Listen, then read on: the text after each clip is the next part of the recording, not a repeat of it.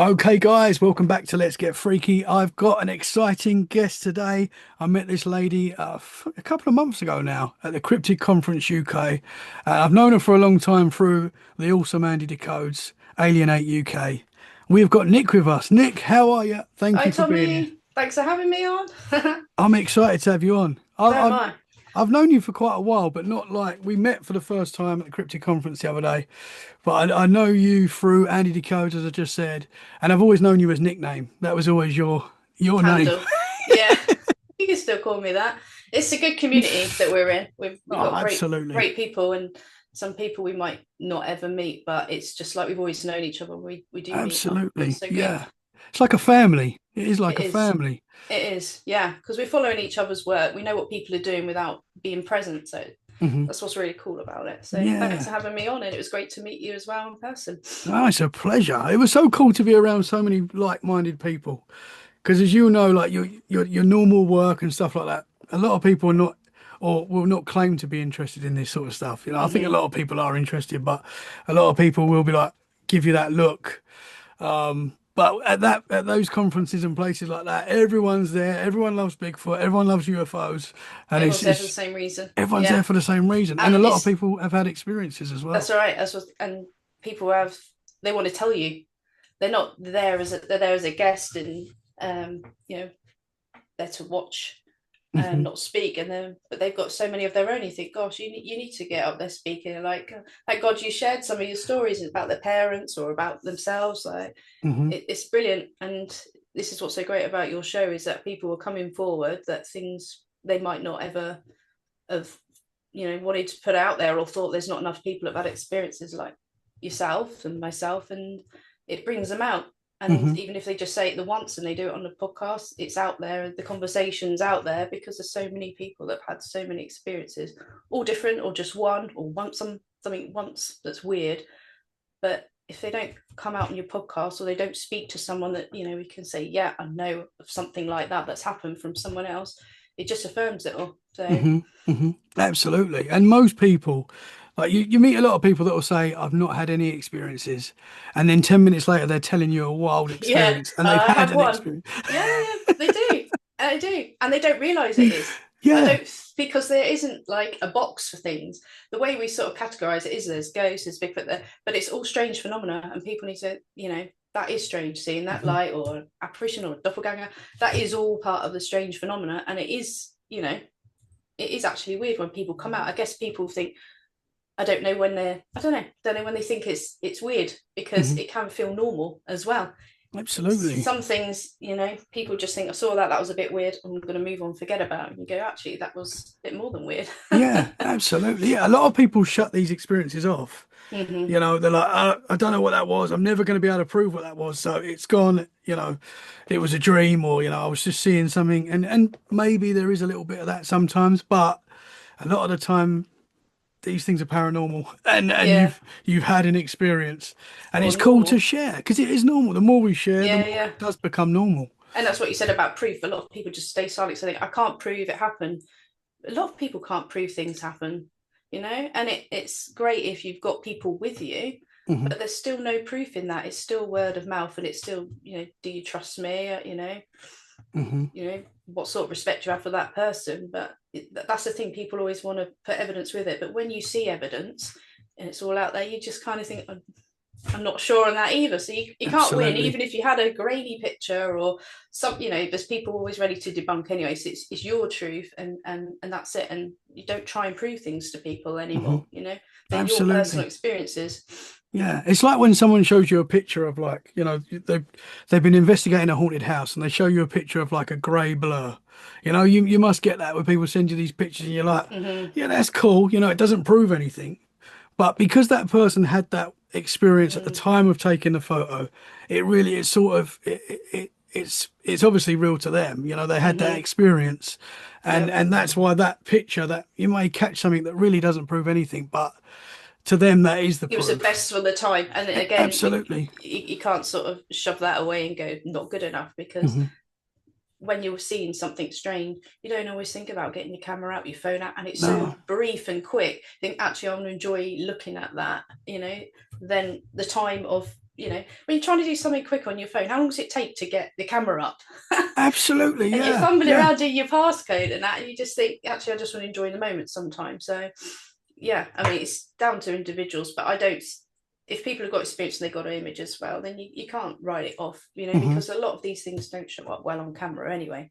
They go Absolutely. blurry or fuzzy, or they just, if it's Hmm. something you shouldn't see, then probably someone's gone in your phone and deleted it anyway. Yeah, absolutely. I was in the New Forest a little while ago, and this wasn't paranormal, but was walking through the forest, and there was three deers in the middle of the forest, like trees around us, and I was like, oh, that's amazing. One of them was white as well, and I've never Wow, seen a white deer in the wild. I know they're out there, but I've never seen like a rare. white deer. And I was like, I've got to get a picture of this. And I put my hand in my pocket, got my phone out, and they were just gone, like Mm, literally like gone. And I was like, that's so like if you're trying to catch like a Bigfoot, say you're seeing something as incredible as a Bigfoot. Like, I saw deers and I was like mm. amazed, but you see like Bigfoot, you're never going to get that on camera unless you're really lucky, like you might. We got But to go looking for it, and that's the thing with this phenomena, mhm. is it presents itself when you're not looking for it. Absolutely, yes, when you don't You're not expect it. prepared for it. A lot of the time, some people can seem to attract it, but Hmm. most of the time it catches you off guard, and that is the whole point. You're at peace, you're not thinking of it, or whatever space you're in is the right for the time. Hmm. So that's the thing. What might get frustrating for people that are actively researching is you've got to be in a different headspace. You've got to be, can't Hmm. bring it on, whatever it is. Yeah, no, absolutely. So Yeah. where does your journey start? Where does your fascination begin with the paranormal, the supernatural? Where does it all begin for you? From a young age, like most people, I didn't realize it was a phenomenon until you're old enough to read. So I've got a story from a really young age, but I didn't put it together until I was older because I was too young to understand it at the time. But my dad is into ufology, still is. He was reading all the Stanton Friedman books and Timothy Good, and they were lying around the house. And it was like when I was old enough to read and understand the language, I was reading them and Rendlesham incidents and all that sort of thing. And what was fascinating is it made it more real. When you're a child at school, the books on the shelf are mainstream, but there's the odd encyclopedia that has A for alien, B for Bigfoot, and you're like, if it's in that, then that's real, and I want to find books on that. So the odd book you might see, that I come across UFOs in that. The Osborne books that you got as a child, my first Bigfoot, they're the books that I thought, yeah, because they're not teaching this in school, and people aren't talking about this. And I grew up in I started my life in Berkshire, but we did actually go to Cornwall for a good 5 years of my Oh life. And it's wow. very folky down there still. And they still had traditions, May Day, Obios, things like that they were celebrating as well, and big into pixies and fairies and things like that. And it was all still very yeah, folklore down there. So Yeah. it makes you think this is real because people are talking about it. It's in magazines and a bit more out there, and what Hmm. people had, as decoration and stuff. So that's what got me interested really, is my dad was watching it, putting it on TV, getting the videos from the old conferences, and I was like, wow, that's amazing. This must be real. Like, you're an adult that's into this. When you're a child, if adults, believe something's real and showing you something you've never seen before, you think it's out there, but it's not out there enough. Hmm. So the That's a 90s, that's there, a cool dad, yeah. that is. But he's the one that's had the most experiences when it comes to UFOs and that. So you'll have to chat to him because he's seen them all through his Yeah. life. Oh So wow. with me, my first experience actually, we lived in a house with my granddad.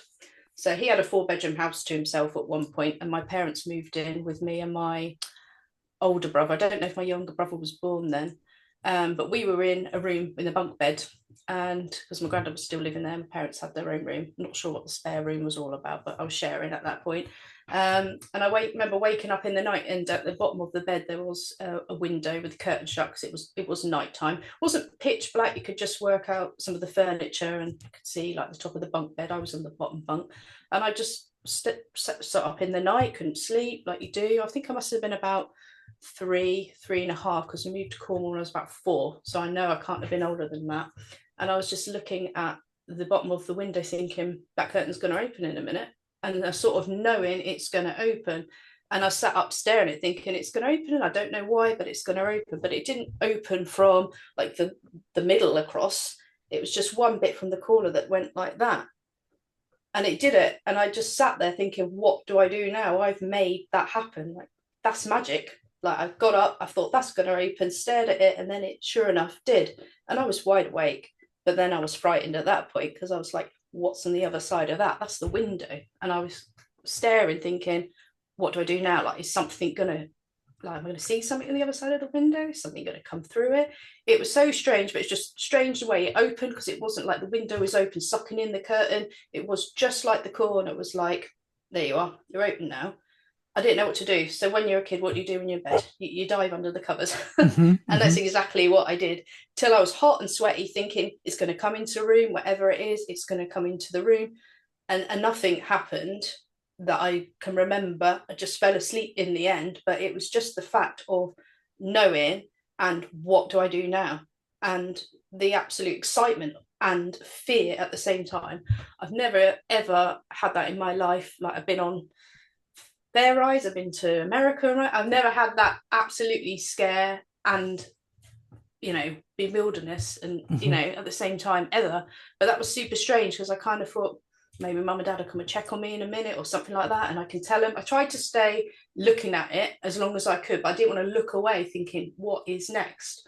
So that was it with that room. And I did sort of, it's a bit of a strange one, because when you're little, I used to have my bed cover. Okay, we're back. Don't know what happened there. Sorry about that. That's okay. So when you're young, you wake up in the night or in the morning, your bed covers on the floor. Like, how often does that happen? You wake up freezing because you don't have your bed covers on. So I had a bit of that going on, and I remember getting my mum or my dad to tuck me in, and I mean proper tuck me in. So it was all right down the sides, and I weren't getting out. It was like, have you been to the toilet? Because you aren't getting out in the night. And in the morning, I would have them on the floor, not been to the toilet in the night, but they would be on the floor. So there's little things like that I didn't pick up on, because you're too young. When you're asleep and you hear pattering in your room, you automatically assume it's your parents checking on you, making sure you're asleep, you're tucked in, whatever. And it could be that. And we did have a dog. It could have been that. So sometimes in the night, or when it was dark, the door would open a little bit, and the dog did used to come into the room and have a walkabout.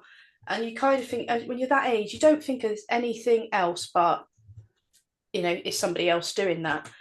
So going back to the house and that room, when my parents were dating, that was the room that my mum and dad used to use as like a lounge. So my granddad was still living there, and he used to have the downstairs lounge, and they used to have a bit of the upper rooms as like their sort of bedroom and their lounge. So that room, before it was their lounge, and jumping around a bit, was actually my dad's bedroom when he was as a child there, and he had strange experiences in that room. Wow. So my mum's never said anything happened that went on there, but I've not found this out till later in life. He said when I was a kid, he went to the wardrobe and something growled out of the wardrobe at him, and he ran out. So that's one of the incidents. Whoa. He also, in bed at night, I'm not sure where his bed was, but he was punched in the back and like woke up by something that's like a scratchy punch in his back in that room as well. He said he heard like things bouncing down the stairs when he was the only person at home, like a ball and weird little sounds like that. So there was stuff going on in the house from when he was a child, and then was there but not really picked up by me much when I was a child, but it was still present years down the line. So the house was a new build council house in the 50s. So it's not got wasn't an old house. The land would be old. There is like an ancient area. It's in Berkshire. If there's a place there's a monument in Bracknell. I'll have to look it up and send it to you. That's got ancient history, but it all used to be woods. It's called Bracknell Forest. It was a forest once upon a time. So could it be the land? I don't know. But with my granddad as well, he was in World War II. It's quite a bit older than my dad, because he's one of 4 siblings, and he's the youngest. There's quite a big age gap between him and his siblings, like 15 years or so. So he was at home still with his dad when his siblings grew up and moved on and got married pretty young, 17, that sort of age. They were all moving out. So he did spend a lot of time alone with my granddad, sorry. But he had a lot of war trauma because he's Polish, and he was where he lived is Justania, which is like a little very north of Poland. It's like a bit of a peninsula that's fishing, and that's where the German army would go to those easy targets, fishing sort of ports, and go in the early hours of the morning or the night to take young fighting men from their home to be forced to fight for them. So that's what happened with my granddad when he was young, 15, 16. They just come in the night, take him out, you're with us now. So it is traumatic there. So and there's a lot of trauma attached with this sort of phenomena as well. And he did actually fight with the German army, and then he was captured, prisoner of war, and then he was fighting for the British. So he's seen both sides that were really traumatic for him, because he didn't want to do any of it anyway, but to be on one camp and then the other camp, and then seeing, things going on with your friends and horrible things that go on with all that. So I know there's that is wild trauma attached with him big time. So it makes me think, was that to do with him? I don't know. Don't know, because we don't have it now. Don't have that phenomena now in any of the other houses we lived in. But my dad sees UFOs, and he saw them in that house as well, and other houses he's lived in. And there is that link, as we all know, with this sort of poltergeisty, paranormal type phenomena and seeing lights and UFOs. Although he's never seen an entity, and I haven't, or a being, not seen that, but it's definitely been there. But you kind of think, what was the trigger? Like, what was, what was going on? But yeah, that's quite a key element, because he, granddad, turned to drink and stuff like that when he came out the army. But it's a shame, really, never sort of had a discussion of, noticing some strange phenomena in the house here, like what's going on. It's a new house, it was new to him, like there was no history of anyone dying or anything like that in there. But this stuff was going on within there, which is important to say. We were living with a granddad. He hadn't passed away. It wasn't nothing that he was doing, but he was in that house when my dad had his things going on, and when we had some things going on. So that's interesting. Because talking later in life, we was talking about this stuff and how important it is to share. It's great that your dad seems very open and talk to you about it. But the generations past that didn't talk and didn't want to talk about it, whether that was for fear of enticing whatever these things are, maybe. People wouldn't talk about it, and I guess I do think the more you talk about the paranormal and the more you look into it, the more it does look back. I do think that happens. I do think that's why the people that are completely switched off to it and don't believe it don't experience anything.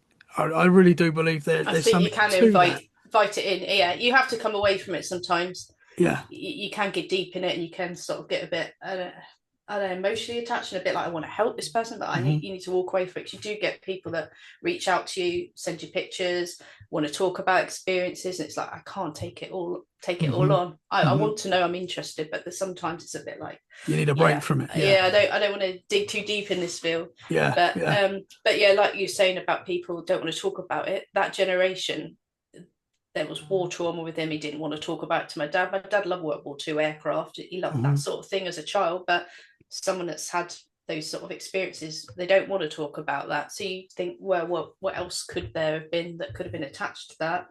That could have been in the history of the family. I'm not saying that is that, but I just thought, it didn't happen when we moved house and we didn't have him there. And any other homes, it was in that place at that time. But I do wonder if people that have lived in the house since, if there's anything happened there, or if it just was, you don't know. That is the thing. I wonder if it is the location or if it's the people. That's another thing as well, because I do think the paranormal's everywhere. I do think people can experience paranormal anywhere, but there does seem to be people that they'll be in a really haunted house, and when they leave, the people that move in and says, "No, I've not seen anything or experienced anything." Yeah. So that makes you, what is it, the people then? You Yeah. know? Yeah. Is it just for them as well? But a Yeah. lot of people in our family have worked for British Aerospace as well. And my dad was saying that he was talking to my uncle that lived there when he was working there. We had about 5 or 6 members that worked there. Um, he was talking to him, and behind him he saw an object go past. And he thought, I just couldn't be bothered to tell him that I saw this object, because he would have turned around too late and would have said, it was Heathrow flight path where we used to live, and used to have the Concorde go past. Used to hear the sound of the engines and know what they were, at what time of the day, they're like JFK to Heathrow. Sort of picked up on them before flight radar. But there was a lot of that. So you've always got people that are going to say, "Oh, it's an aircraft," but the difference between aircrafts and helicopters. And my dad was fixing a roof of that house that I was talking about, or going on the roof or something, and my auntie and my mum holding the ladder for him, and an aircraft went past, and something like chrome ball sphere just dropped out from it, and they thought it was a part coming from the aeroplane, and like he had a major problem, but it sort of dropped out and then it started floating away, sort of thing. And he had witnesses to that. But weird things like that, he's seen like orange lights that look like a train carriage, like same house again, just sort of floating past it, all different weird things, sometimes with people and sometimes without, but they just are. But Yeah. he's just got an eye for it. He's into aircraft as well. He's always looking up, and that's the thing, a lot of people aren't looking up. A recent experience they had, actually, and I'm annoyed about this. We've just been to Spain on holiday, and we got up at 2 o'clock in the morning. They were up on the roof of our villa at 10, 11 at night. They'd been up nearly 24 hours. They were playing cards up there, I think, or just sky watching, because it was so clear, no pollution, it was lovely. And they were seeing like asteroids, comets and that, but they did see a strange light. And it was my daughter, my dad, my brother and his fiance. So there was a few of them up there that just said they thought it was a satellite, they were watching it, and then it stopped doing odd maneuvers. And my brother was like, it was so trippy, because he said I could see different patterns in it, and I could see like a lot more intricate detail with it. And some of them were struggling to focus on it and going, I didn't quite see all that, but it was just being erratic. But that was just recently, and that was in Spain. So sitting up, looking up, but that was, they told me about it. It's like, you would have loved this, and we could have woke you up and all that. And I just thought, well, maybe that was for you guys, though. That was for you, because I don't need to be shown anything to believe. Like, for me, it just is. But I'm great for them, because now I can have a conversation with them, and they'd be like, I've put a video up on my Facebook group of, I think it was last summer, when there was something like that falling out of the sky, and I just caught the end of it because I was playing cards, and I watched just a bit of break in the clouds. There was something sort of sparkly, shimmery that came out of it and was dropping down, but really slowly. I thought, I'm just going to watch it. And I didn't even tell anybody that I was watching it. And my dad was like, you're watching something? And I was like, he told me after. I said, yeah, because I actually thought, it's going slow enough, I'm going to get my phone out. So I did start recording it, but I just got the last bit where it was dropping to the roof of the garage and just travelling across. But they did say in the background, if you see the audio, Nicola's seen a UFO. But I was like, well, it was slow enough for me to just start recording it. But again, it doesn't look anything spectacular, but I've put it out there. Yeah. And that's what it's like. You sort of think, I'm just going to watch it because it will be gone. And I've had friends saying, I can't even see it. I'm like, how can you not see it? It's on the video. You can replay it and go back. So I'll send you the link to it. But that was only last summer. So you start seeing things. But to me, it just is. I don't want to be worried and bothered by it anyway. But no, absolutely. And you're not ready for it when you see them. No, you never. And as you said before, these things happen when you're not expecting it.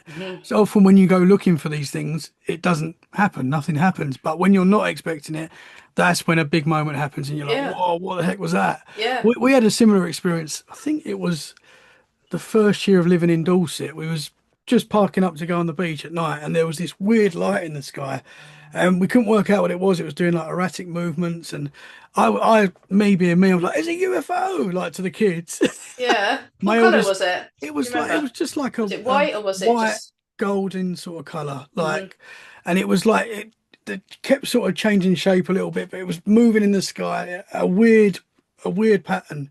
I was like, Mm, is it a plane? No, planes don't move like that. Is it, a Chinese lantern? People often say it wasn't that. This was moving very strange, and it yeah. was moving in such a weird way. I was like, I'm going to film this as well, like you just said. Yeah. My oldest daughter started crying because it was freaking her out.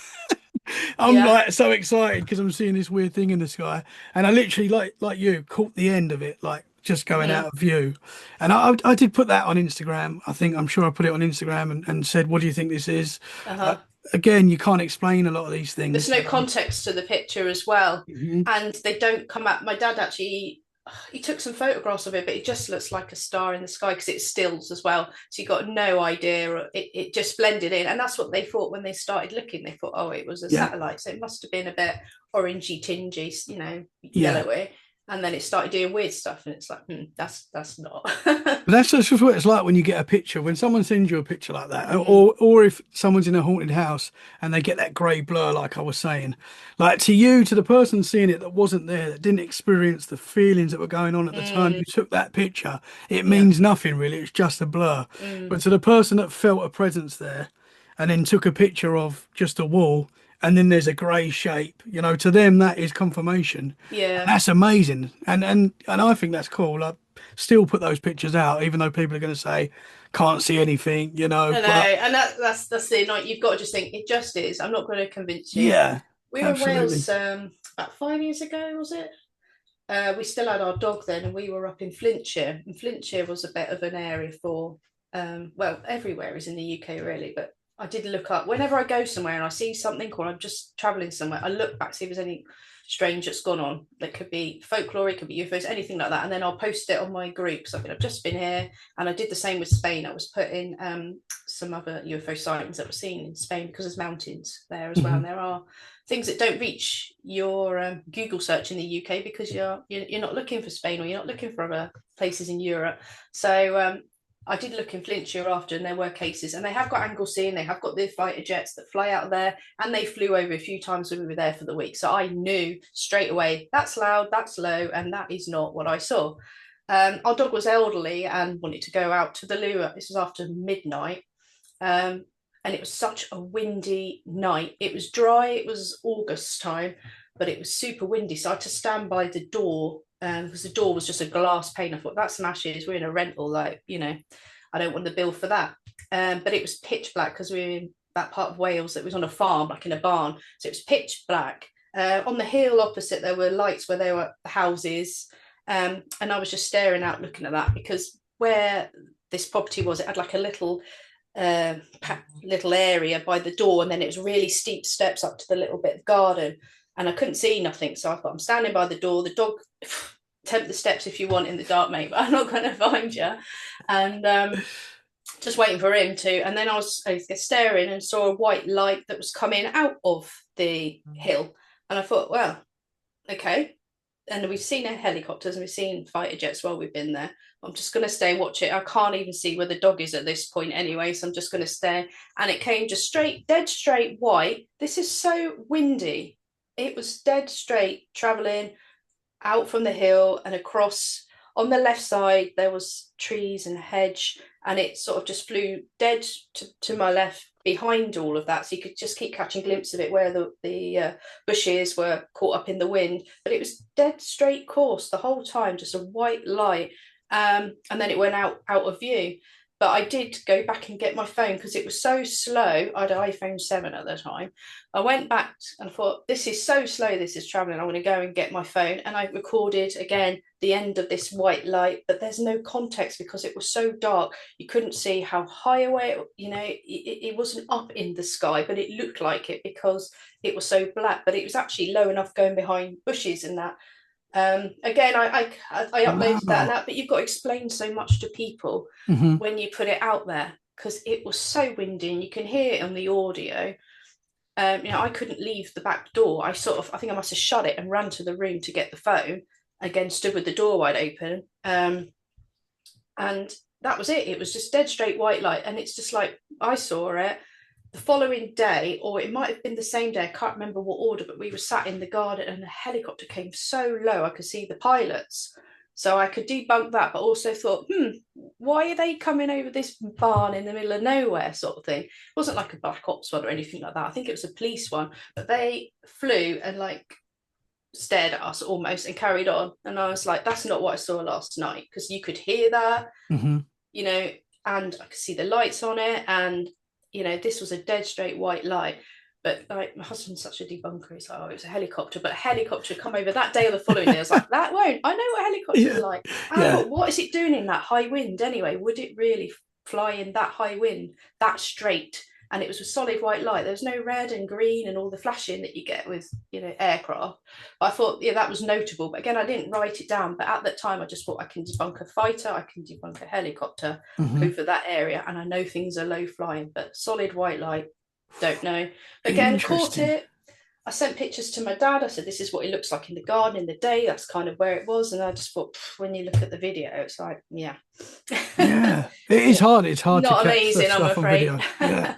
That's wild. How big would you say? I know that's difficult because, as you say, you can't tell in the sky, and you can't even tell how Yeah. high it is. But Oh, it is smaller than a helicopter, because I've just been to Fairford, and the distance that they were from the runway to where we were watching, they were like that size. This was like a lot smaller than that. Mhm. So what is that at that size? It's not. Yeah.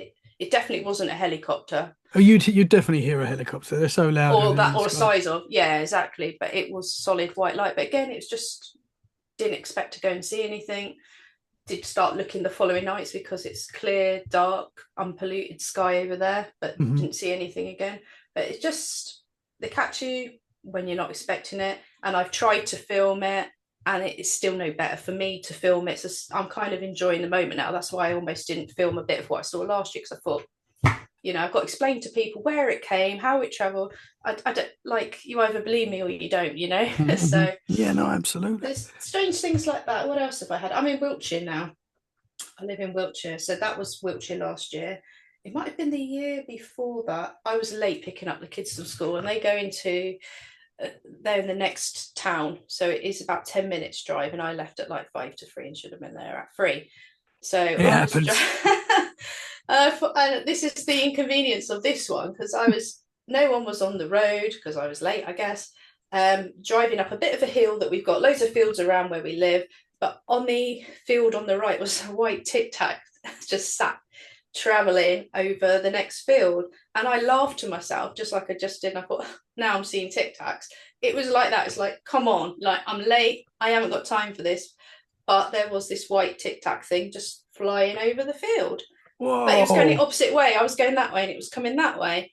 And I just thought, I want to stop and have a look. But by the time I get to the bottom, it would be over the other side of the hill. So we were literally sort of crossing each other like the wrong way. And I thought, Wow, I'll have a look man. when I get to the bottom of the road. There's like a right turn, and then there's all the fields and a bit of the view that I might catch it again. But I didn't see it. But it was, looking at the Tic Tac incident itself. I've followed that, and I've been in touch with Kevin Day. Oh, And wow. I followed the topic of it, and I've seen like artists' impressions of what it looked like, and they have antennas on that one. I don't know if you've noticed. It's not. It is Mhm. a solid Tic-Tac looking object, but it has got these little antennas on it. This didn't. So that's what made me think like, like the real sighting that people have seen and that's out there, it has got these little antenna sort of things on it. Mhm. This didn't. And it Mhm. wasn't a blimp, it was too low. It was solid white with a glow, but not like a inner glow, just like a, I Mhm. don't know, it's like a matte white or something like that. It was strange, but I looked when I done the school run. I thought, you know, I keep looking out.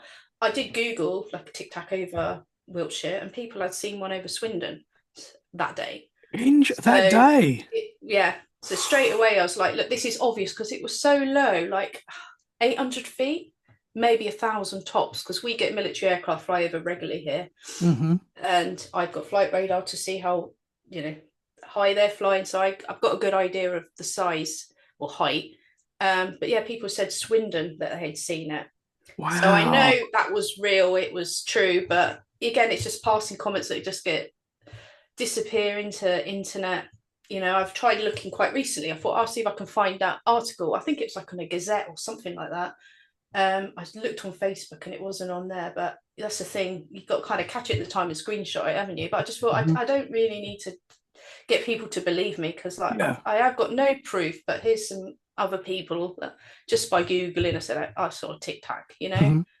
So And it was that's real. good confirmation as well, that to know that other people saw it, even though you know in yourself when you see something wild like that. Yeah. But it is good to sort of know that other people saw it as Yeah. I well. mean, this is slow. This might not be, this could be ours. I don't know. It wasn't doing anything strange, but it was so low enough. I thought, you know, people must be able to see it. It was just Yeah. cruising along. How big would you say it was? I know that's Um, difficult. no, I'd say like a Merlin helicopter size. Yeah, like, but maybe a bit smaller. Just the body of it. Hmm.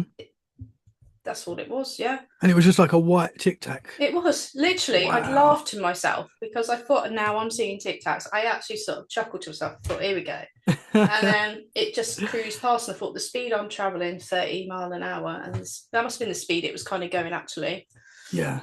Because by the time I Wow. got to the bottom, it'd gone. It was a shame, really, but And that's just what think, there's happens. probably people that are like not into this stuff, that maybe not even that are not looking out for this stuff. You know, I think we're Mm, guys like us. We're always looking up, trying to see something weird, and we do see stuff weird because we're hmm. always looking. You know, there'll be some people that will go past and not even take that in. You know, because they're not open to it. They're not interested No, in and I it. guess if you don't know that there's a whole big thing about a tic tac object going on, Hmm. you might just think, oh yeah, that's a Yeah. blimp or something like that. Although it didn't look like a blimp, but if you're interested in the field, you can go. That verifies, you know, a bit more of somebody else's story, Hmm. you know, or you've got that little bit of comparison where if you're not interested in the field at all, you would just say, oh, I saw like a strange air balloon or Yeah. something Yeah. today, Yeah. and you And might think, people do, oh, they put it in that bracket because they can't, with the paranormal, you can't control it. Nobody really has the no, answers.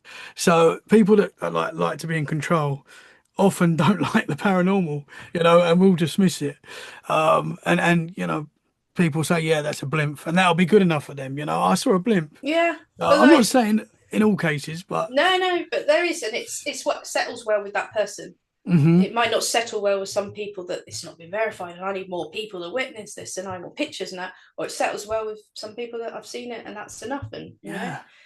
some people want a bit more. But when you mention Chinese lanterns, that's the thing. When it comes to ufology and UAPs or whatever you want to call them, there's always an era of certain types, isn't there? You get your triangles and you get, Hmm. well, at that time it was this that was debunking it, and Chinese lanterns was a big thing in the 2000s for everything seen. But the thing is, they used to be, well, say used to, they used to be like orange back then as well, and it's now they're like white. That's why I sort of asked, what color did you see? And then Hmm. people go, well, drones look white in the dark or whatever. So it's kind of like always likened to current tech or current things out there that you go, that matches like this. And that's why Hmm. it's so easy for people to debunk, I guess, or write this stuff off.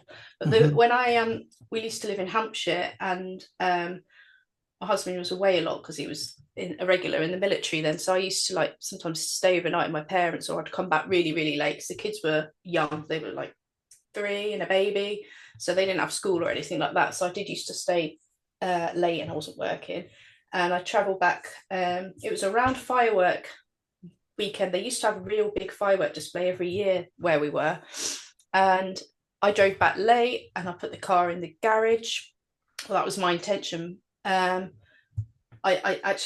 didn't do that at that time. I parked on the drive and I took the kids out and they were both asleep and put them in their beds. Then I went to draw my curtains at the front and I saw 2 orange lights that looked like street lights because before they're LEDs, they were very orange. And I saw 2 of them sort of like that sort of distance together. And then I stared long enough to say, oh, they're not street lamps, they're coming forward. So I that got my attention and I thought, right, okay, like, are they going to do anything different? But they just traveled slowly forward. And I thought, I need to go and put my car away. But by the time I got downstairs and done that, they're going to be like over the top of the house. So I was sort of debating in my head. And I thought, I don't feel scared. And I'm actually quite curious. I know this Halloween firework thing's going on. Perhaps it's Chinese lanterns. So I kind of thought, debunking it myself anyway. I'm quite a skeptic with myself. Hmm. I sort of think, don't be stupid. Like, you know, it's got to be Chinese lanterns. You know, they got that lovely warm orange glow. Go and put your car away. So, because you used to get kids playing out in the street, you used to kick the football around and just didn't care whether it hit your car or not. So I was very conscious that I don't want to get told if the car got damaged. So I went out, put the car away, and then I was like, when I went out, they were closer down the street, like halfway down the street. And I kind of thought, I want to go and see what they are. But I was kind of like scared too, because I thought, I got two little kids up there and there's no one else home. Like, if they beam me up or whatever, like, who's going to look after the kids? So I had all that rationale. It's stupid how much rationale I had at the time. And I kind of thought, well, I'm just going to get out. I had the car in the garage at that point. I thought, if they're over the top, then they're over the top. But they might have just passed. And sure enough, when I got out, they had just passed the house. So I went straight upstairs and looked out the back window to see if I could see them out the back. But we had trees that were really tall. So that's, I know that they weren't as low as I thought because they cleared like the trees at the back. But I did check for time difference and stuff. I was like, it was, 5 to 10 before I went out. It was, I hadn't lost of that. But I was so rational about it because I thought it's a bit weird. It's like, oh, if this is an experience, I want to make sure that I've like got everything, in order. But nothing like that. But it was just strange because I saw them come in and they were slow enough for me to take a photo. I thought, I'm just going to carry on and put the car away, just like ignore it almost. And in that time that I put the car away, they had gone. But again, it was another strange. But at that time, everything was quiet out there. And we lived near a town centre where there was always sirens going off, people beeping. Even at that time of night, it was super busy and people were out watching this firework display. So there were people walking to it, and in that moment of time, silence. Like no one walking past, nothing. And there was cats always hanging around the street. And that's quite notable when people talk about experience. They said like everything went silent, and it was the same for that. Like no one was on the street with me, no one was out, nothing. But then as soon as I put the car away and these things are gone, then I could hear like traffic in the background again. But I picked up on all of that, and sometimes you don't. But I did pick up. This is quiet. I don't want to make noise, like putting my garage door down and all that. But I don't want to, Interesting. So that is something. I'm getting the feel that these things are like surveilling or something. They're like going around. It's too. What do you think? And again, I looked. We weren't too far from Farnborough Airport, so I look. And there was at the time these orange sort of lights that were going around that general sort of area and Andover and that. And my brother lived in Andover at the time and he had a skylight and he said, yeah, I saw orange things. So it's a big sort of flap, if you like, of like orange lights being seen, but also Chinese lanterns. A lot of people were using them and they were a lot of things in the sky were debunked for them, but these were straight due course again. They're like the white light that I saw in Wales, dead straight and dead, but two of these orange ones like that, just like not off course, just And I mean, what moves like that we know? Nothing really. But that's it. I mean, Chinese lanterns, the air to me felt really still. So interesting. I don't know what carried it. Pause for a minute. I need to plug my battery in. No problem. Okay, we're back on. Wow, this is interesting. This is interesting. So I'm going to fire a question back to you on that because you've seen lights in the sky. Did you get silence or did you still have background noise in the instances you had? So when I was 14, I saw a weird building-shaped object in the sky. I know that sounds wild, but me and my brother and the friends that we were with at the time were playing football in the street. And one of us stopped and went, what is that? And we've all started. It was a beautiful summer's day, very clear sky.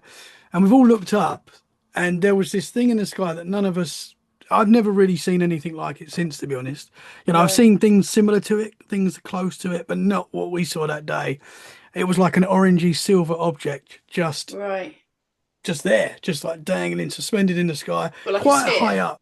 No, it was like the best way for, like, I always describe it like this, and it sounds wild, but if you take a building from Dubai, like a new, modern, funky looking building, like a tower building, just pick it up, pop it in the sky, and just let it float. That's like what we saw. It wasn't spinning, it wasn't moving. Not cigar shape? It wasn't cigar shape, it was more long. It was more long. And it was just, it looked like it had all this, like, I couldn't see if there was like windows or stuff, right? But I can imagine there was, because there was like these like weird shapes coming out of it. It was just very strange. And we was watching it for ages, like trying to work out what it was. I say ages, like 10 minutes. It feels like ages, yeah. It feels like ages. We was getting a good look at this thing. And then what bugs me is that we just started playing football again. It really, Hmm. to this day, that bugs me because I'm like, why did we just? I mean, I was 14, I was a little bit Hmm. younger, I was a different person. I did care about UFOs and stuff. I was into it, but probably not as much as I am now. And we just started playing football again, and this memory kind of got lost somehow. And that sounds Hmm. wild as well, but never really talked about it with my brother or anyone. And it Hmm. wasn't until doing the podcast and it came back when I was talking to Cat Ward, Paranormal Heart, first time I was ever on a show as a guest, and I was sharing my experiences, and this memory came back, and I shared it with her. Hmm. My brother listened to the podcast a couple of days later, called me up and went, bruv, heard your podcast, great and all that, really enjoyed it. What was that thing we saw?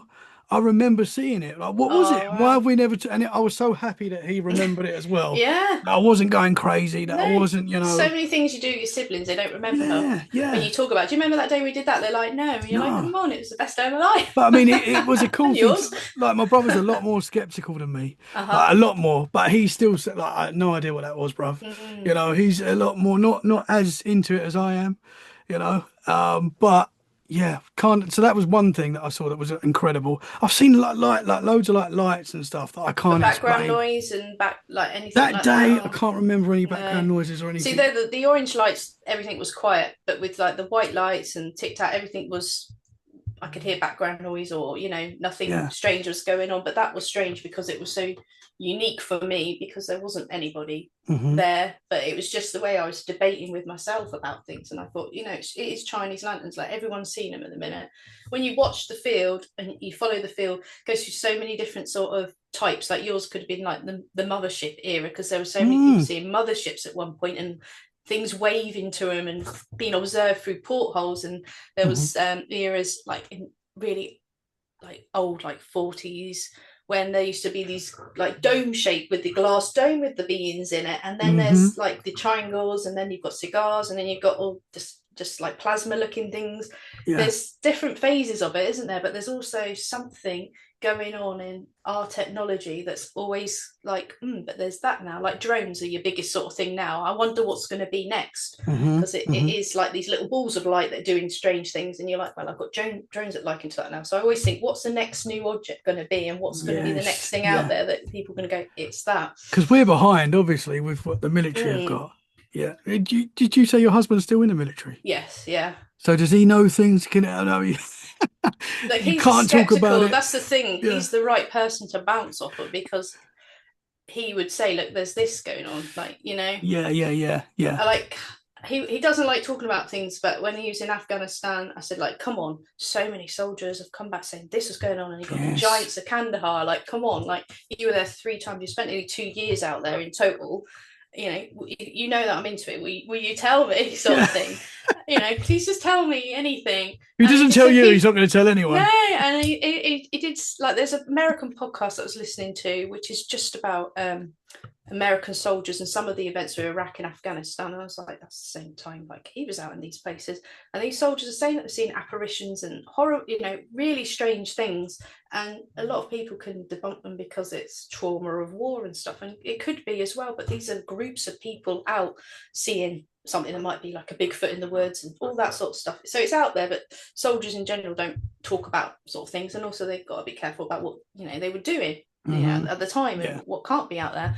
But Hmm. he did say there were strange things that went on out there, but he won't tell me. So I know. One day. Come on. I know. And then it's the same, like the sky is not polluted out there. It's Yes. clear.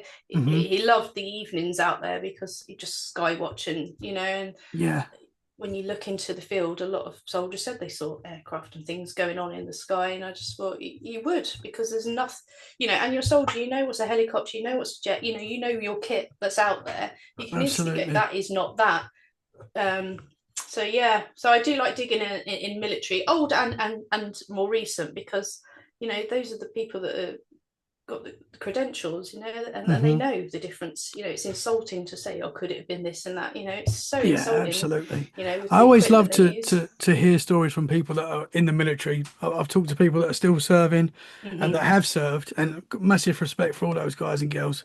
Um, But as you say, there's something about when you hear a story from a military person, it's like, oh, that just gives it that little bit more, I don't know, Yeah, credibility. I don't know why it's like that. Even like people in the police force and stuff, yeah, when they share experiences, there's something, yeah. I don't know why we trust them Talking more. of police, well, there is. I mean, because they know that they can categorically say, "Look, I know it's not this and it's not that." I guess, Hmm. but so can Joe Public. We can say, Absolutely. Yeah, but yeah. there's something about it that the sincerity of them, and they've got their reputation to protect. I think that's what it is as well. And I Yeah. think Yeah. that's you automatically think, well, is that guy, she or she saying that. But Hmm. my uncle was in the police for many many years, and there's a forest called Swinley Forest in Berkshire, and he saw a light on a night patrol over that forest with the person he was on patrol with, and they drove to go and see what it was because it's night time. There's a light, let's go and see what's going on there, and nothing come of it. But there's a police officer there for you, just Hmm. so you just think, gosh, there's so many people that don't come forward about things, but I guess there's nothing to it. I saw a light, but it's like, again, like you was just saying, if it's coming from somebody that's not interested in the field, but somebody that's a professional and thought they'll go and check it out just because that's unusual, Hmm. and they did, and nothing did come of that. But it's out there if people want to talk about it, and that's the great thing about this podcast, is just having the conversation, and might encourage more people to say, yeah, Hmm. if we're talking about areas people have lived in, Yeah. a lot of ours were Berkshire, Hampshire.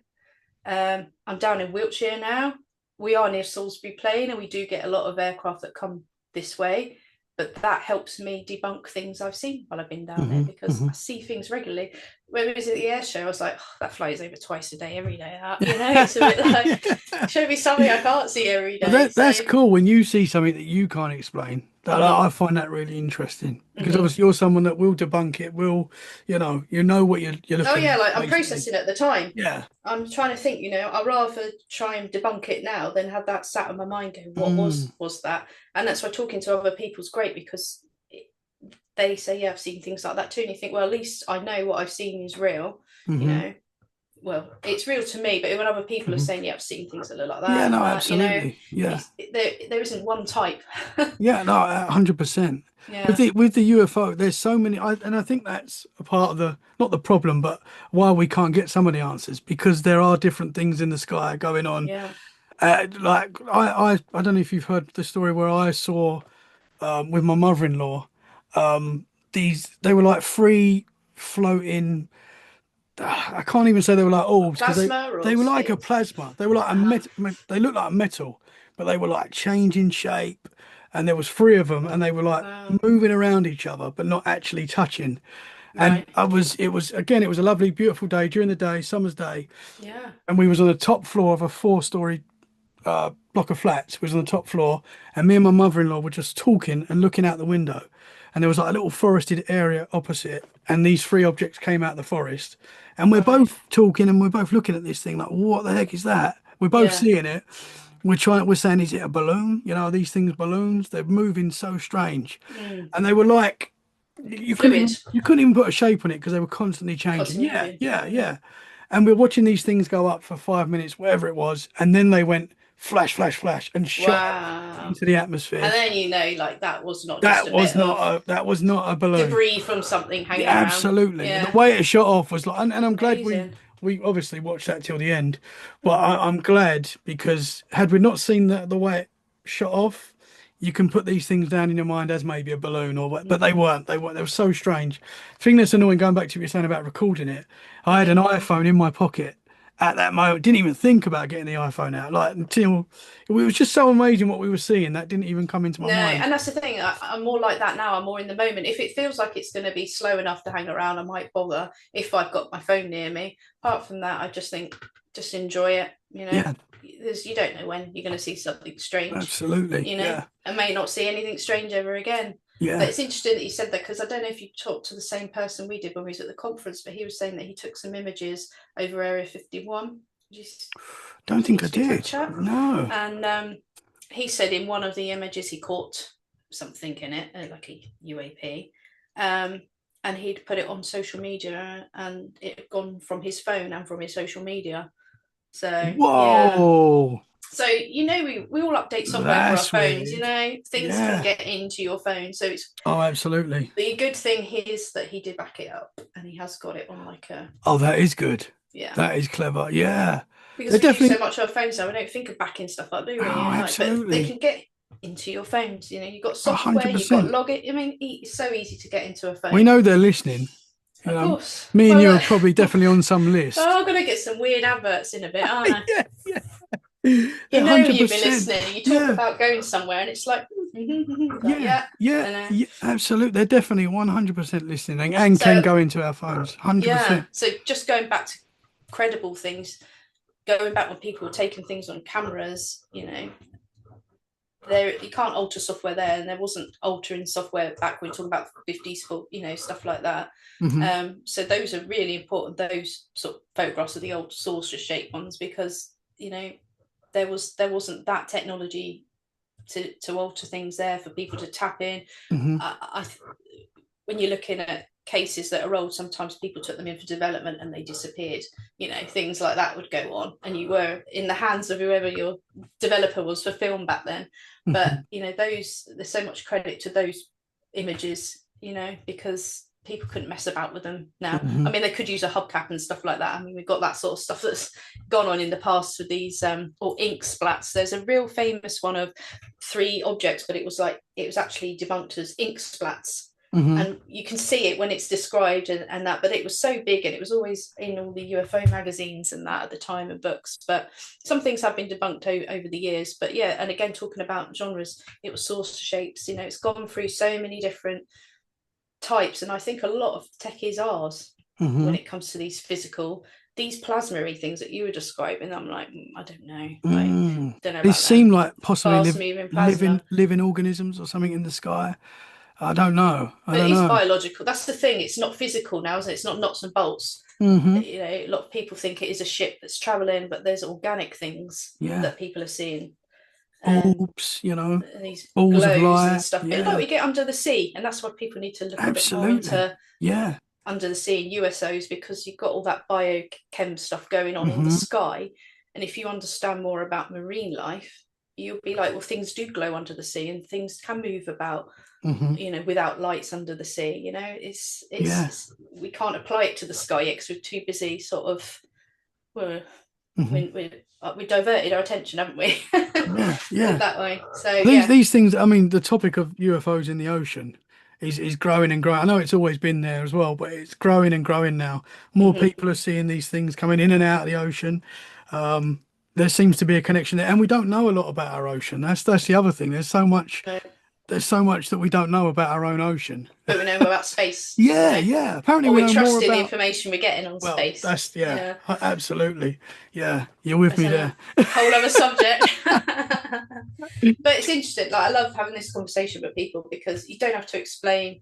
Like, Ed, Billy Myers was kind of what I was referring to about pictures before. You don't have to sort of say da, da, da. You just mention something, and people know, I know what you're talking about, or I know what Hmm. case you mean. And it's like a hidden language in a way as well. Hmm. When you meet your people, Absolutely. You find meet your your tribe. tribe. Yeah, that's Yeah, it. exactly. Absolutely. So Going back to when yeah. you was a child and you had that Mm-hmm, first experience with the curtain, mm-hmm. do you think that was like possibly you moving the curtain with your mind, or do you think that was like an entity or something going on there? What I What do you don't think know, that because was? when I was a child, I thought it was me, because I didn't know about paranormal stuff or anything like that. I knew about magic, or what I thought was magic from what you saw on telly. So I thought I performed magic, because in my mind I thought that's going to move, it's going to move, keep staring at it, it's Yeah. going to move. Oh, I made it move. I don't know what to do now. But as you're older and you learn about paranormal things, and things can play tricks with you and do that, then it might, that's the thing. You, as a human, you're trying to find stuff that sits well with you, and can explain things. Even though it's still not explainable, I kind of thought, later in life, okay, that's a paranormal experience then, and Hmm. what my dad had in that room, that's all Yeah. paranormal connected type stuff. I And that growling that your dad heard So in the. that's what I was going to say. Like, what brings that on then? Anger, or Mm. what's sitting in that room? But it's strange, because as an adult now, and if you're in this field, you'll get someone round. You'll get a medium to come in, and you'll look to see if there's a portal, or had people who used the Ouija board and not closed it down and things like that. You've got all that sort of thought process, but it's always too late. It's always something you think of after, isn't it? So I kind of approach things now, if people are speaking to me about something, or if I'm seeing something, I try and process in my head sort of things that I can go, no, I did all that at the time. I'm comfortable with what I saw was what I saw. Yeah, yeah. It's interesting. Yeah, at the time I thought it was mine, but I can't control things. Like I probably tried the following night, Tommy, to stare at that curtain and go, do it again, do it again. Yeah. Probably did. Yeah. So much time has passed, but I remember being younger, like teenager, still thinking I could take myself right back to how I felt at that time. As I'm older now, I'm desensitized to it all, but younger, I just thought, do you remember that night when that happened? And he was like, your brother was asleep on the bunk upstairs and you didn't see anything, and I probably said, like, the following day, did you see, anything in the room? I probably did all that at the time, and I remember feeling those feelings. I could think, God, can you remember what it felt like? And I used to remember, yeah, it was fear and it was bewilderment and like, wow, I could do magic, but all at once. But as time passes, all that goes. You kind of want to document stuff as it happens, don't you, really? Because you just think, take all that emotion out. Bit like you're saying about pictures, it just doesn't have that same sort of impact when you can't bring all that back. But how you was feeling in that moment, that's so important as well. Yeah, like what you took from that moment. Yeah, well, I wanted the parent to come in the room, or wanted something next to happen to finish it, and I couldn't finish it. I couldn't, it didn't go back, it just stayed like that. And then that's when I went under the covers, because I thought, I don't know what to do next. That's why I kind of think in this field, you don't want to bring it on if you can't deal with it, Oh, absolutely. I've never done Ouija boards, and I've never tried to, any objects I've seen in the sky, I've not tried to bring them in, or I don't even go out in the garden and go, come on then, I don't, because I think, I don't know what to deal with it. I don't know what I'm dealing with. So I kind of block it off in a way, because I'm like, I don't really want to attract it, but I'm open to it. But what do you do with it? Because people I speak to that have these experiences and that all through their life, they're confused by it, they're upset by it, and they don't want it. And I just think, I don't want that for myself, because there's no help, is there? Absolutely. It's experiences and that. So I just think, I don't want to bring it on. Yeah, no, for sure. And as we said before, looking into the paranormal, you do kind of bring it on when you're looking into it. Oh, you can. I think you can worry yourself. I've worried myself speaking to people and finding things out, and I thought, step away from it a bit, because there's a reason why it is quite a secretive field, or it is, kept a secret from the public and all that, because how do you handle it? And it's out of your hands. Whatever disclosure is, I'm kind of on the fence with that, because I know there's movements for that, but I just think people, I don't think, can actually really cope with the truth. But there's people saying that people can, so you kind of think, okay, maybe we can, but just I don't know. I feel like we can.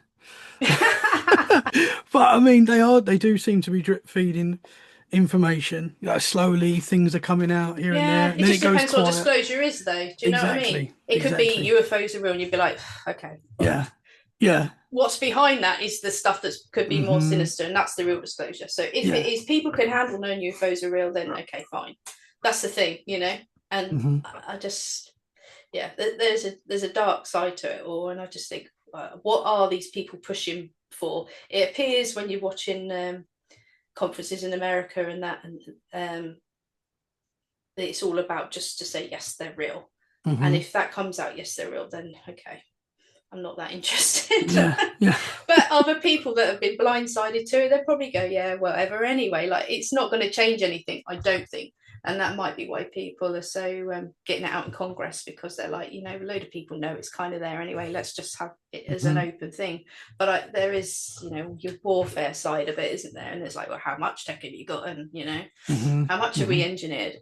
And I guess it's controlling all that side of things, isn't it? But if it's about your Bigfoot, your Sasquatching, or your paranormal phenomena saying that's real, then that's like, well, how do you turn that on and off like that? I don't think it's that, though. I think it's to go, UAPs are real and they're a threat, or that they're in the airspace and they're dangerous. I think it might be that when it does come out, if it does. So It does seem that we're getting closer to whatever disclosure is. I think people are We kind of talking now, already aren't had it, they? but yeah. Yeah, I think it's already there, and it's from the people. It's from what you're doing. It's Hmm. from conversation. We don't need an official body telling us that um, things are real or what your experiences are real, because it's real to you. And if Hmm. somebody said, "Yeah, these are real experiences," it wouldn't make a difference to me because I've already had it firsthand, and other Hmm. people have had it firsthand. So I don't need someone that's got officialism to say, yeah, well, you probably did. Like, Hmm. that doesn't mean anything to me, because the next step people want is help or to find out why. And Hmm. I don't think that's accessible. We can't trust our government anyway, can we? Let's face it. No, I mean, they're so quiet, aren't they? That's why everyone follows USA lead. It's like, oh, if Yeah. they talk, we'll go their way. Hmm. Yeah, we're very quiet in the UK. That's why Yeah. I love listening to these podcasts with people that are from America and Hmm. overseas, because it's like they're so frank about stuff that's going on, Yeah. and you get Yeah. people in official positions talking about it. You don't get that here. Well, I've not Hmm. noticed it. I'll keep an eye out. Yeah. We need more of that. I Yeah. do think people are speaking out more in the UK, but people in the UK are a lot more private, I would say. Would you agree? Like with Oh, everything. they are, yeah, but also official people. Like it's still very old fashioned, I guess, and Hmm. very very traditional, aren't they? About not even going there. Yeah. In Yeah. America, people are the Congress, people that they're like, yeah, and they've seen papers and that, and that's the thing. A lot of these people involved in that have seen. They've witnessed it, or they've seen papers that say things are true, but they can't outright go. So it's really tricky for them, because it's Hmm. like you can't bring this stuff that you've seen in a skiff or that's confidential Hmm. to light. So you got to do it without all that. It's like, Tommy's got all these Bigfoot pictures and UFO images, and you've just got to take his word for it, because we're not allowed to use that as evidence, but it will be mind-blowing evidence if Hmm. you've got it. And it's kind of like that, working around, and you think, it's hard work, but it's the mystery of it all, I think. Yeah. That That's an exciting side as lures you well. in. Yeah. Yeah, and the not knowing. Hmm. And Like, trying to work would it the out. knowing be underwhelming and a bit boring? I don't know. Yeah. I do want to Like, know though. I want all the answers. then what do you do after? True. Yeah. What's True. next? Yeah. That's a good point. I don't Yeah, know. I don't know if we're ever going to get all the answers. I don't know if we can in this life. I don't know if we can, but it's fun trying. but I just reminded me of something else, actually, when we were talking about, look, people have experienced things and they don't speak of it, or they don't count it as an experience. Hmm. My mum's a good example of that. When she used to share a bedroom with her sister, and she woke up in the night and she saw what she thought was an angel at the bottom of her sister's bed. She said it was a glowing angel with outline of an angel with wings. And her mum, parents are Catholic, so that's the thing. People liken to stuff to what they've learned and what they know. And she said, it Hmm. wasn't my angel, it was the end of my sister's bed. Her guardian angel I saw at the end of her bed. And we was like, what did you do, whatever? And I think she just went back to sleep in the end. But she said, it looked like an outline of a tall angel with wings glowing at the end of the bed. So she's not into UFOs and that, but she used to watch like the paranormal sort of shows that were on TV and that, Hmm. but she doesn't go to conferences or all that sort of thing. But I was like, you've had an experience at a young age Yeah. that people just go, Wow. it was an angel. So it wasn't weird, maybe, because it was an angel, and you're brought up, if you're brought up in a religious upbringing, that, yeah, they're there, and you're gifted if you see something like that. Hmm. But Hmm. we used to be a bit mean, saying, "Mum, it was an alien that made itself look like an angel," and then Yeah. Yeah. you need to believe in ufology. But she saw that, and that's Wow. it. So you get people that don't talk about things, but they go, there Yeah. is that one thing. Yeah. Yeah. And it's a big thing, a huge thing to see That's a something like that. massive, like, that's Yeah. an entity. Like, Dad, Yeah. maybe we've seen what is supposed to be something they travel in, if they do, Hmm. but you've seen that's an entity, Yeah. or something that's presenting as what something Yeah. Well, you we hear think, that a lot as yeah. well. Yeah. And there is that, isn't there, in the field, that people see things as, Hmm. how they can interpret things. Yeah. And I'm saying it wasn't, but if you want to believe in, Christianity, Catholicism, or anything, if Hmm. you've got something that likens to that, then you find it comfort, because that's what she thought it was. She thought it was Hmm. her sister's guardian angel. She wasn't freaked out, but she was bewildered by it. And so you've got that side where people think that's not strange, because that's my religion, or that's my belief Hmm. that's come to me and showed itself. People are the same with deceased, aren't they? That said that they've seen people that have passed away and they visited them, and or they've heard them walking around, that's a comfort to people. So you don't want to start saying, well, that's paranormal, but it does go in hand in some ways. But and some people will be like, that wasn't strange because that wasn't my relative visited me and telling me they're okay. So you've got all of that side of things as well, with these experiences where people would not class them as strange, or because they thought, no, that happened to me for that reason as well. Yeah, no, for sure. It all seems to be connected. I think everyone has had something in their life, just something. Like even playing out as a kid, we've been to places and you thought, I shouldn't be here. You don't know why, and you just think, I've got to leave. Like, I've gone too far in the woods now, or I've gone too far around the corner. Yeah, and that's quite regular. You had as a kid where you would just think, I'm going back now, or that man looks scary to me, or whatever. And, you've had that a lot playing out as kids, but kids don't really play out anymore, do they? So you got to kind of think, what would you have that's strange? Yeah. They go on an app and they're like, this app doesn't feel right. I'm coming out of this app. And then that makes you think, like, is these experiences going to be watered down in the future because people just aren't out there? Yeah. Or what's going to be the new that happens because AI? Yeah. But like in the house, if your child's playing on their phone or on their games in the house all the time, what strange phenomenon are you going to get from that? Yeah. Is it? That's a you're good not point. out there in the elements. Yeah, that's a good point. So things will change. So our generation of things will start dying off because people won't be outside. Well, our kids are a lot more. I don't know about like kids nowadays are like very tech savvy, aren't they? They're much better on computers and stuff than we were. Like, my boy's 5 and he can do things with his iPad that I'm like, how's he done that? It's unbelievable. It's so different. And it's just that's what they're brought up we're with. We're kind of the last playing out generation almost. Yeah, we are. We're holding on to it. Yeah, like, what is playing out? Go knock for people. Like, what is that? And you knew where your mate was by their bike being outside at the front sort of thing. Yeah. Knock on their door. Going by the street lights and what time you need to come home. But they're on all night now, aren't they? So, absolutely. So it's going to change, and it's changed for the generations before us as well, because it was very nuts and bolts, and they were visiting Earth, if we're talking ufology, and it was all separate. Ghosts were ghosts, Bigfoot was Bigfoot, but there wasn't ever this sort of, maybe things are just presenting themselves differently. Maybe it's all part of the same thing. Yeah. But that is because it really is accepting now, isn't it? Yeah. When you talk to someone that's into Bigfoot, they might experience something in the forest that they relate to being cryptid Bigfoot. But if that person's into ufology, that's related to UFOs, but they're experiencing the similar sort of like things happening, and they're putting it in the category that they're looking into. And I get that because that's what you're looking into and stuff. But you're right, a Bigfoot sighting, in some cases can be similar to seeing a ghost, can be similar to something to do with UFOs as well. On ghosts, this is where I'm on the fence with. Are ghosts people that previously lived, or are ghosts the phenomena? I struggle saying that word. Or phenomenon? Yeah. Because that's kind of the boxing, isn't it? Is ghosts of things or people that lived in the past that are replaying, or and then you've got, well, ghosts could be apparitions of something else that's looking like a shape of a human form, but it's actually it's not. Where are you with that? Are you? It could be all of it, think, or do you think actually, with like the UFOs and stuff, I think there's different types, and I do think you could get like a trapped energy that is replaying, and it's just an energy that's been kept in that area for whatever reason. Something really bad happened there, and energy is powerful, I think. So if something bad happens in an area, can that energy be like literally trapped somewhere, and you're seeing that replay?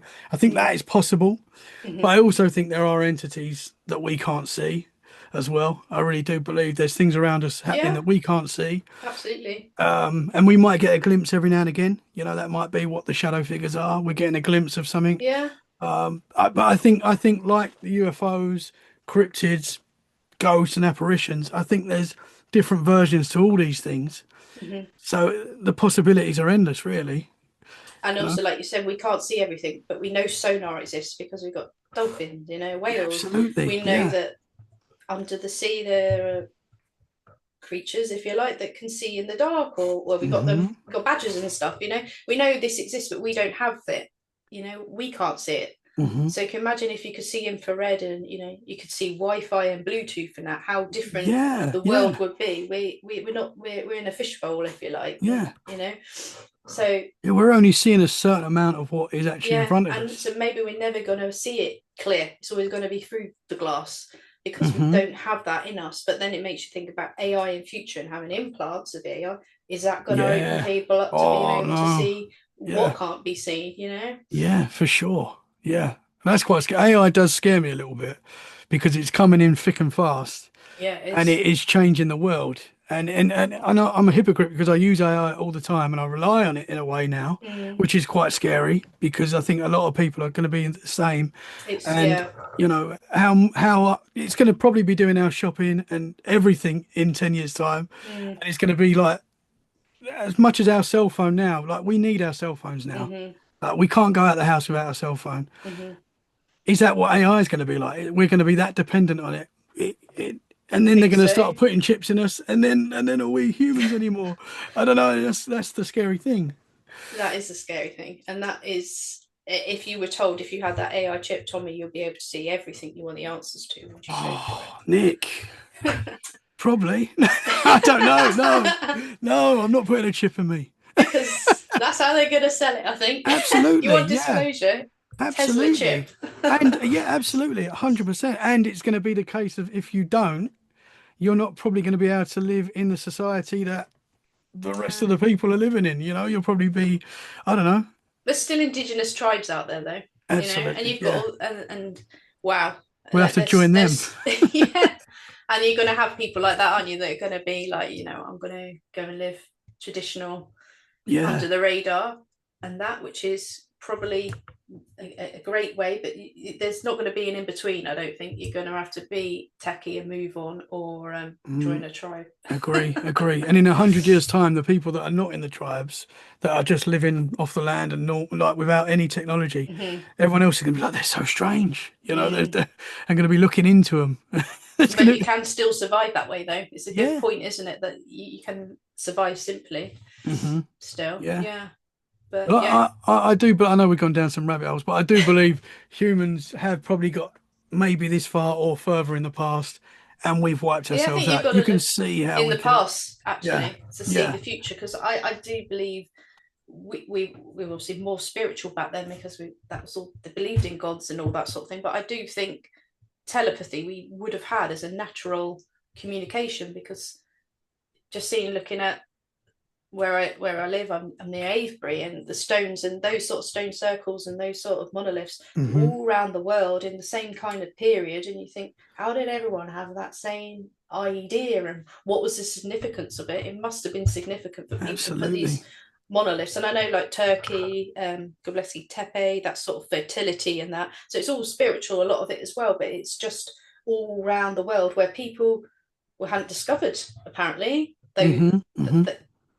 those parts of the world. People clearly were living there or had lived there at some point to have left their mark, and it's a form of some kind of communication to build something like that, Hmm. to leave it, and they've lasted thousands and thousands of years. I think Avery's supposed to be over 6,000 years old or so, and the stones. When I did a tour many years ago, they were saying the stones were always there. They're the line from the seabed. It was under the sea. Oh And so wow. you forget about terrain, Yeah, because you yeah, think yeah, that's land. Well, once upon a time, that wasn't. So yeah. again, we're seeing things very differently now from where those people were. So, the land was different. So maybe it seems tricky now that how do they get to Australia and England and build Hmm. their monoliths? Or maybe we were collected. I mean, Hmm. look at the old encyclopedias and that the world was one big landmass at one point, was it Yes, not? yeah, yeah, no, So 100%. Yeah. there you go. People maybe we're just walking between, but it's the communication, like to solstice and that going by the seasons and the weather and the moon and things. But for people to know exactly where to meet Hmm. without Google Maps back then, it's a bit Yeah, like how they communicate telepathically. yeah. Possibly, quite possibly. I do think that is very possible as well. And you Because think it, when you're younger, you're more open to things as well. You're more hmm, accepting, and you're much more. A lot of people that are mediums or have experiences were very sensory. And you're a child, you're more tuned in. I hmm, think when you don't have those outside world distractions, you would be more like in tune with yourself and more sensitive. Hmm. But now we've got all these distractions, haven't we? And I just thought, people would meditate and would like be able to communicate and astral travel to each other and stuff, Hmm. because there Hmm. wasn't anything else to distract you. Yeah. So I think we've lost a load of old traditions, is what I'm getting at essentially. Hmm. I think we have got capabilities, but we've Yeah. got all these modern world distractions now. And Hmm. so people that do mediumship and all that sort of thing, I'm great that they're still around, and people that are still indigenous tribes and have the spiritual, it's great to not lose it, because once that's gone, Hmm. you need the Yeah. past to learn the future. And discoveries, and hieroglyphics that are found in caves and things we're still discovering. If you don't have that ancient sort of tradition going on, then you're never gonna Hmm. get there. And we still don't really know what the pyramids were for, do we? That's a whole Oh, other that's story. another one. Yeah, 100%. And what they're discovering now from them. Yeah, yeah. That possibly there's a lot more going on there than we, and how secretive and protected it is. Like Egypt Mm, don't want you to know, don't want you to look in these other directions of possibility. yeah. That's very strange as well. But pyramids are in Peru, pyramids are in Egypt, Yeah, pyramids are they're seen on the everywhere. moon. Scotland, Like, there's one in Scotland. but we don't know the significance. But Yeah, there is a significance, yeah. clearly. It's very strange, isn't it? Absolutely. Yeah. Absolutely. And they say we only use, I don't know how true this is, but that we only use 10% of our brains or whatever it is. That always blows my Probably mind. true. It's probably true. Probably less for me. But if we could use 50% more of our brain, Can you imagine? could Yeah. we fly? Can we talk telepathically and stuff? And Yeah. Well, you know, astral travel and that is real. People do it. yeah, I can't get chilled out absolutely. enough to get in that state, but you've got to be able to meditate is a key to a lot of Hmm. these old traditions and been able to do that. And I just can't switch off and chill out, but Yeah. I need to. Because Preston Dennett says it's so easy, and Yeah. he's done shows on that, and I don't know if he's written a book on it yet, but Hmm. he said anyone can do it. You just got to get yourself closed off and Yeah. in that meditative state, and you can do it. And I know someone that has done astral travel, and the person they contacted when they did it, I'll tell you after, Yeah. verified, yeah, you were in my room and you did that. Yeah. Wow. Okay. So Interesting. yeah, it's someone we both know. So Oh, okay. Oh, cool. We'll find out after. yeah, But so because a lot it of can be people done. experience that and do that, Oh and I've yeah, talked to many people that do that, and that blows my mind. It kind of scares me a little bit as well. I do yeah, like to think I could travel anywhere, but can I get back? yeah, That sort of freaks me out a little bit. But yeah. And I think that's why a lot of people get to the state when they are doing it. As I said, yes. there's like a tether or something, and you've got to let yourself go, and that's when people Hmm. come back in and go, "No, I'm too afraid to do Yeah. that next step." That letting yourself go is when you can do it. Yeah. Get that vibration right. It is interesting. Very That might bring interesting. more people on the show for you that can Yeah. talk about that. Going back to when you was a kid, I know we're Yeah, coming near towards the end. yeah, But going back to when you was a kid and you had that experience where you was in the bed and you'd wake up and the bed covers were on the floor and yeah, stuff, and that was like strange. And yeah. you Well, were noticing that was the strange as well. parents would come in and say, "How did you get out of that?" Like Hmm. you touch you right in and under the mattress. You weren't going. I couldn't even really turn over. Yeah. So they were also at times like, "How have you done that, Nicola?" And I'm going to do it again tonight, but I wanted to, really trying to wedge me in and making a bit of a mission. I do remember that them doing that, and really trying to tuck me in and going, "You're tucked right in now. The covers aren't going to come off."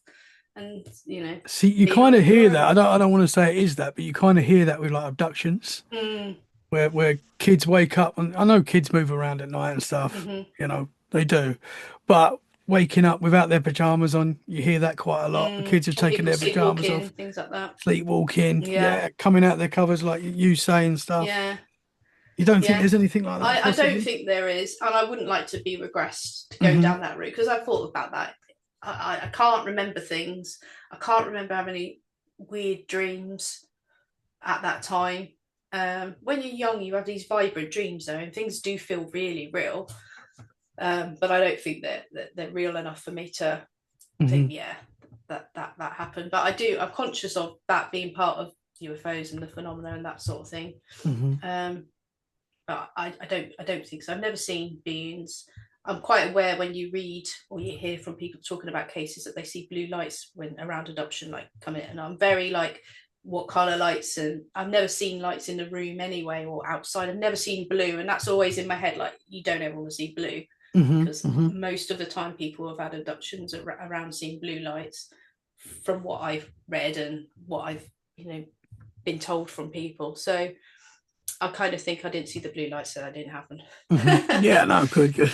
Yeah, but yeah, I'm very I'm aware that I don't think that happened. No, I I know. thought I've got to ask you just No, because no, of, because I would have said, but again, I yeah. wouldn't want to come out saying that if I didn't really know No, anyway. absolutely. Yeah. But I never saw anything else with it, because a lot of people have, it's escalated, hasn't it? And then, like your Hmm. lady that you had on had these little things coming through her pipes and stuff, Yeah. things getting really like rampant. Never Hmm. got to that, and it never happened since. So it's kind of just like a one-off, or I was sleeping through things that might have gone in the room. It's Hmm. really weird, because it's just one of them events that you think it happened, and I remember it happening, and it was so weird that it happened when I was thinking it was going to happen. Hmm. It's not a Yeah, coincidence. no, we don't believe in And coincidences. no, but I can't bring it on, and that's what I was sort of thinking about earlier. Like, if I had an ability, then I would have been able to have tested it out and proven it a bit more. And I Hmm. don't. And like you're saying about coincidences, yeah, things have happened when I thought someone's going to phone or someone's going to knock on the door, and they have. Hmm. But to me, it's not strange enough, and like I've got an ability. Yeah. But maybe it is a bit of a sense, but it's I not think that's enough for me to go, paranormal. Tommy, I can do this and do that. I can't. Or maybe I can, and I just need to tune into it. Let's Hmm. talk about another sort of strange thing, actually. Um, this is a bit like a mimic thing, if you like. I've lived in 3 different houses where I live now, really close proximity, just upsizing. And my husband, every Tuesday night, he goes out and he comes back a certain time. And we had this dog still at the time, but he might have been deaf. I can't remember what his reaction was. But used to hear his car pull up, and the dog would normally hear him and go and wait by the door, because they know the engine noises, and they get used to routines.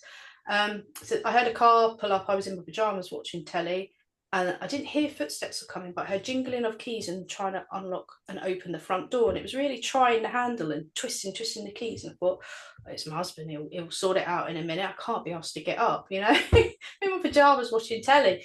But it just went on too long, this trying of the handle and this jingling of keys sort of thing. And it did sound like him, because the car pulled up, it parked, it sounded like his diesel engine. It was all like 9:30, which was the time that he was coming home, but he just couldn't get in the door. And I kind of thought, I'm going to have to get up and open the door. But I didn't hear anything on the other side of the door. And know my husband, if he's like getting a bit annoyed, he would say F's sake or something like that. And he didn't. And that's what made me stop, because I thought that in my husband, because he would have said, come on, open the door, Nick, or, I can't see, or something like that. I heard none Hmm. of that. And that's what stopped me. I thought, do you know what? If it is him, he'll walk around the garden and go around the back door.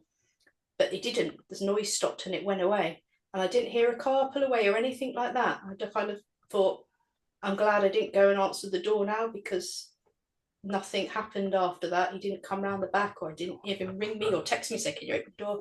None of that. And I kind of think, what was that? But it mimicked the time that he would come home, jingling of the keys, but like nobody there. But I didn't have ring doorbell then, because they weren't quite popular. We weren't Hmm. quite in there. Yeah. Um, but Wow. but about half an hour later, so he was later that night, I heard the same noise, the car pull up, the walking, jingling the keys, and it was him that time. I said, did you come back half an hour ago? Did you go out to Tesco or something like that? He said, no, I've just come back now. I said, but half an hour ago, someone was trying to get in the door, like really trying to get in the door.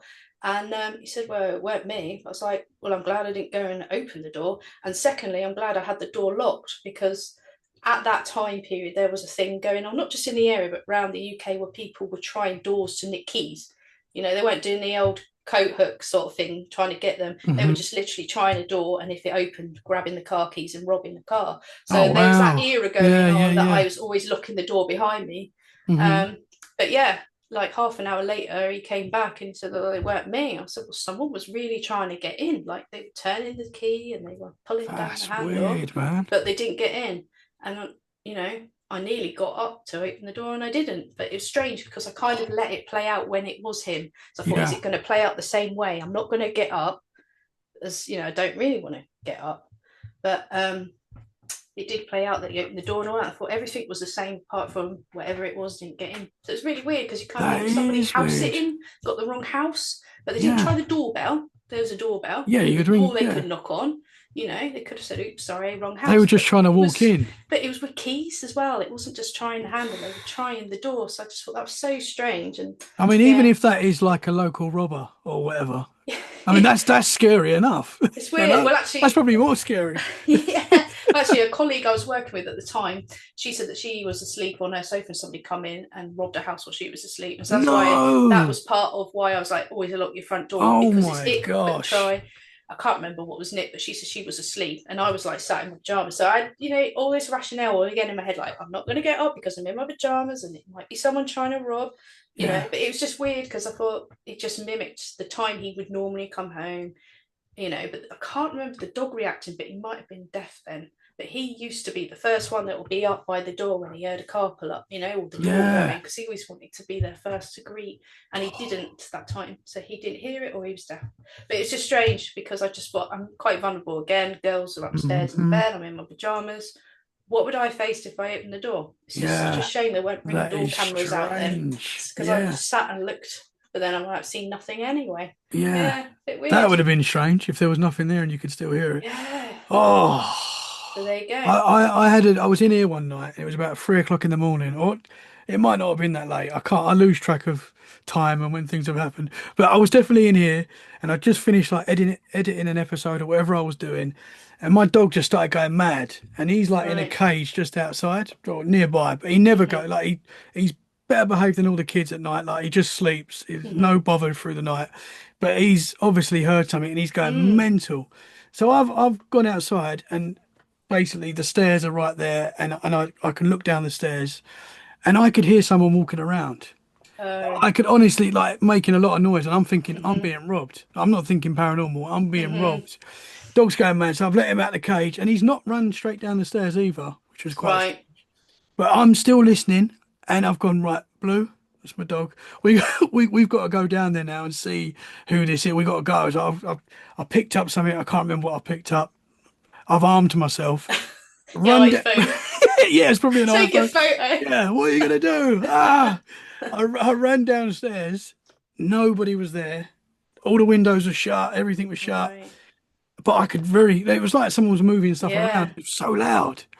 But And nothing there. I checked my wife. She was in bed. The kids were in bed. It was so weird. Mm. Yeah, Was there's your been a. dog kicking off like he does when it's like a guest when they're excited and they want to see? Or does your dog kick off when the doorbell rings and they're just barking to say, hey, Yeah, there's no, he someone will here? bark. If someone knocks on the door, he'll bark and kick off. But But was this his was like, behaviour like for that, or was it yeah, what? but I've never heard. I don't think if because he's not normally in his cage during the day, so if someone knocks on the door, like he'll bark and At go the mad. door? But this was like during the night, and I've never heard him like just barking during the night, just Mm. for no reason. So that was quite strange already. I was like, why is he going mad? You know? Yeah. And then obviously I could hear someone downstairs, but there was no one downstairs. Weird. Like walking around or going in cupboards No, or it was like literally like they were just moving, shuffling like it was around. so loud. I just thought, like, at first I'm Yeah. thinking my Mm. wife must be downstairs. So I've gone into the room, she's asleep, kids are all in bed.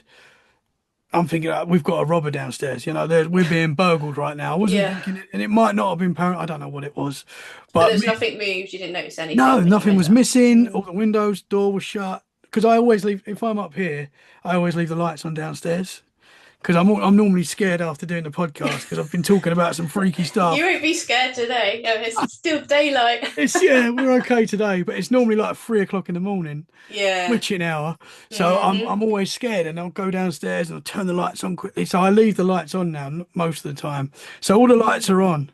It was so weird. And there's been a lot of weird stuff like that. Would have that been connected with anything you were talking about with the person as well, though? Did it sort of resonate anything Could that be. person I was did. talking to you about that night? I spoke to. I think it was Austin Lawrence that week. The next week or whatever, close to that happening, and I told him what happened that night, and he was like, "Very strange because I've got a weird thing with dogs. Dogs react weird when I'm around," and I was Oh. like, "Okay. I mean, that might be connected, it might not be. Who Mm. knows?" But it sort of resonated with him that story that I shared. Mm. Uh, yeah, it was weird. There's been a lot of weird stuff like that. As I say, you look into the But paranormal, it looks animals are good back. for alerting you to things, or just staring at Absolutely. the wall and you're thinking something's Yes. got their attention. Cats, Yeah. dogs. I've only ever had dogs, but yeah, I miss that sort of thing because I thought their intuition, if they're looking and think something's Mhm. strange, Yeah, they're there is seeing something something strange. because there's no reason for them to react to Yeah. nothing. When we've got a devil dog. I call it the devil dog forest behind me because there's a devil dog law there. And there's been a couple of occasions where Blue has just freaked out at Mm. seemingly nothing. And he's not a scared dog. He's not scared of people or other dogs, or there's wild bulls over there. He's not scared of them. He's not Mm. scared of anything. But he's literally freaked out because he can see something or sense something. And I've had Mm. to literally pick him up and walk through the path that we were on. And then he's fine after that. So there was something there Yeah, that was definitely. freaking him You out. I hear don't about know. a lot about people that say that they've got dogs that are hard and nothing Yeah, can upset them, but there is these instances when these dogs are absolutely. cowering and they're like, I Yeah. ain't going there. He was literally like running back at Mm. something there in front of us at the forest that he could sense or see. Mm. Very strange. Yeah. Why I've got you? I know we're going over our time, but we was at the cryptid conference not long ago. Hmm. What are your thoughts on cryptids, especially in the UK as well? What do you think? There's definitely something to it. Hmm. I like following what's going on up in Yorkshire Hmm. with the combination of things that they got going on there with Paul Sinclair's work. Yeah, It's awesome not stuff. it wasn't something that I read up about when I was younger. I knew about Mothman, saw the film, read the book, that sort of thing. Hmm. But yeah, again, I think it's connected to the phenomena, Owlman, things like that. I think Hmm. people are seeing Owlman versions of in Cornwall. possibly the same phenomena, I think. Yeah. But yeah, it exists, but it's not spoken about much in the UK, is it? That's the Hmm. thing. It's a little bit, it's kind of dogmen rounds in the UK, but what about all these other strange ones? There's folklore again with all these sorts of things, and there's Fae Hmm. as well, and that's an area that I don't go into much as well, but that's a big connection, and it does get missed, and it's connected to a lot of the land and ancient land, and it's overlooked a bit. So really, pulling it all together Hmm. is the way forward. I know a lot of people have had certain experiences, and they're just I'm interested in that because it appeared like that to me, but I think it's another field in the UK that needs raising. There's people that I follow and I watch on it, but it's quite buried really. So you Hmm. need to bring them out, Tommy, and get them Yeah, on the come show.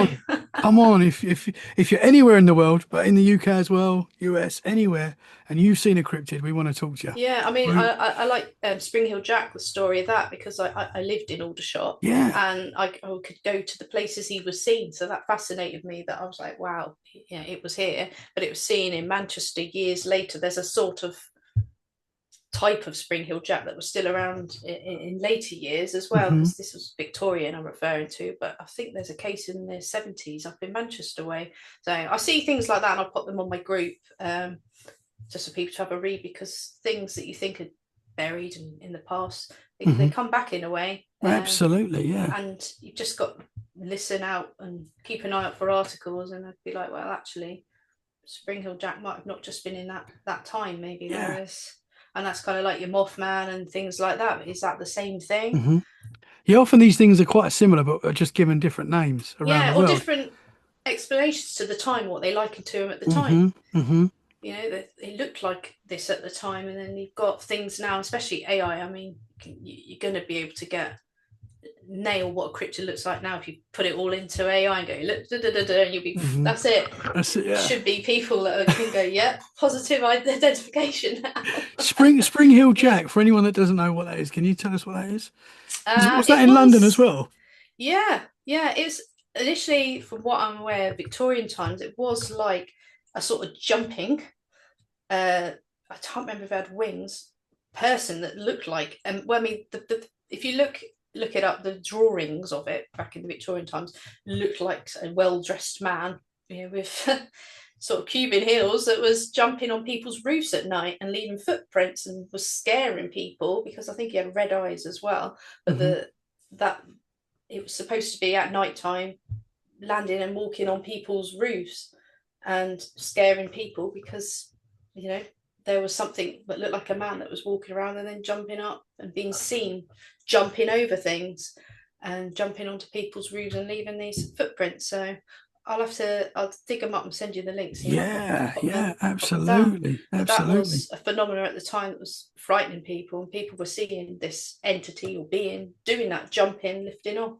Hmm. So there's an old folk actually living in Cornwall. Our school trips were quite folky actually. We went to go see roundhouses and that, and we were told, they Oh were around so wow. the devil couldn't hide around any corners. And you're told that as a kid. It's like, wow, that's like really cool. Like the devil must be real. Hmm. And that was another thing. The devil used to jump on people's roofs, so they had certain types of roofs on these houses as well. That's what we were told, that these houses were built like, so the devil couldn't hide around them or he couldn't stand on the top of them. You kind of think, wow, is that like your Spring Hill Jack type thing back then? Hmm. Is this people thinking that's the devil? Because you would religious back then, if that's all you knew, Hmm. you'd be like, that's devil's work, or that's the devil. So yeah, there's a lot, to it, but in history, it kind of runs through time, and you could think, well, there were similar things in Hmm. history. But yeah, Springle Jack was interesting. Also, just talking about Aldershot, there was a case of a chap, I think it was in his 70s or 80s, that a UFO came down when he was fishing and asked him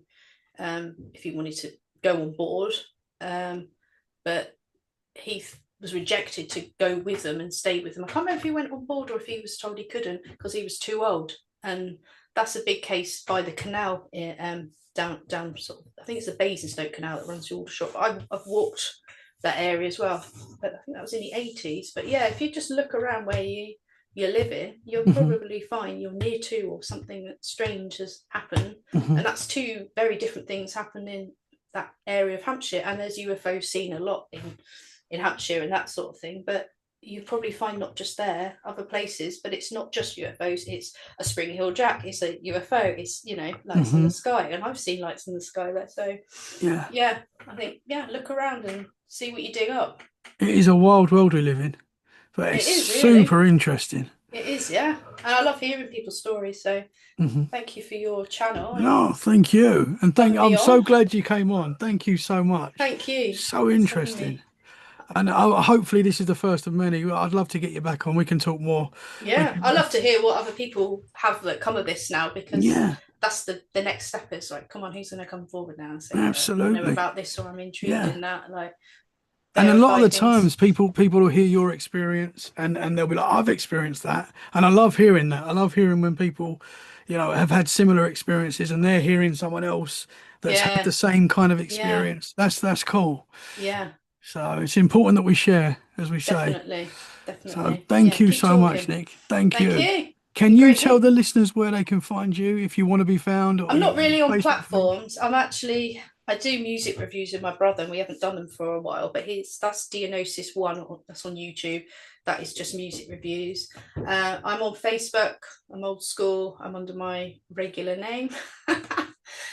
So my handle on YouTube's nickname. So if you see me in chats, and if I'm moderating Andy's Alienate UK or anywhere in any chat room, you'll find me under nickname. It's deliberately not spelled with a K. It is spelled Nicname. But I have got, if you want to find me on Facebook, you can. I've got a group called Unknown Wiltshire and Beyond. And that started off me pulling up cases just Wiltshire and around me, looking for strange cases, looking for historical things, crop circles, all of that. But there's so many people that are worldwide on that are knowledgeable, that are researchers, in US as well. I just thought bring it all in, because if we keep it isolated and keep it into one location, we've got someone that's on the other side of the world that's actually, I've got cases of crop circles in Australia and that, Hmm. bring them all in. So that's although it's called Unknown Wiltshire, it isn't just for people that are in Wiltshire. So I'd love to have some more people join and put their stories in and their input, and yeah, just strange historical cases, that sort of thing that I'm into. Yeah. Awesome. Well, I will share the links in the show description so people can go right now and check it out. Nick, thank Thank you you. so much. Let's do this again soon. Yeah. Really appreciate your time.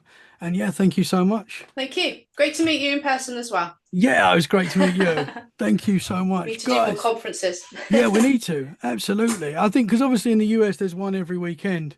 We don't get as many here in the UK, and It's a bit FOMO. Yeah. yeah, we need some I'm more. actually going to the Warminster 60th anniversary. So Hmm. if anyone's going there, I don't know if that comes out in time, but I can give you some feedback on that. Awesome. Awesome. But Yeah. yeah, I'm going to check that out. That's another big Wiltshire case as well, about them. Well, I'll let you look it up. Interesting. Let Well, people look it up. we'll have to get you back on. Yeah, yeah, I can follow up. Yeah. Yeah, awesome stuff. Nick, thank you so much. Thank Let's you. do this again soon. We can deep dive into some local legends and lore, and Yeah, why that'll be not? cool. Awesome. Well, guys, thank you so much for listening. We hope you've enjoyed this episode. If you have, share it where you can.